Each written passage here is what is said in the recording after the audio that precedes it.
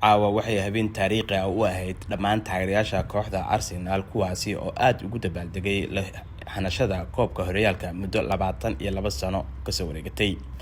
haddaba taageerayaasha ku dhaqan dalkani Masar gaar ahaan caasimadiisa Qaahira oo isugu jiro Masaari iyo wadamo kale Soomaaliduna qayb ka ahayeen ayaa waxay ugu dabaaldegayeen ku guuleysiga koobka Arsenal xadiiqad loo yaqaan xadiiqada Tifli oo ku taalo magaalada Qaahira caasimada Qaahira ee dalkani Masar. beertani ayaa waxaa isugu yimid boqolaal taageerayaal ah kuwaasi oo isugu jiray caruur dhalinyaro si ay ugu dabaaldegaan xilli Arsenal caleemasaarka horyaalka Premier League ee kooxda kadib sugitaan 22 sano ah. calaamadaha casaanka ama guduudka iyo cadaanka ayaa hawada ku tuurayeen kooxda taageerayaasha Arsenal waxaana aad u buuxdhaafiyay goobta dhalinyaro ee isugu jiray Masaari wadamo kale iyo Soomaali.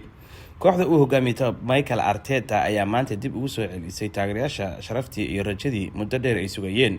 sidoo kale Captain Martin Odegaard ayaa caawa kor u qaaday koobkii Premier League halka taageerayaasha Masaarida iyo Soomaalida ay iyaguna halkaagi kaga dhiganayeen dabaaldeg aan caadi ahayn. waxay u muuqatay in Arsenal aysan ahayn kaliya koox kubadeed balse ay tahay qoys mideeya taageerayaasha dunida dacaladeeda kala jooga waana mid ay uga duwan yihiin dhammaan kooxaha kale oo ay ku eg tahay dabaaldegoodu maalin ama inta garoonka lagu jiro.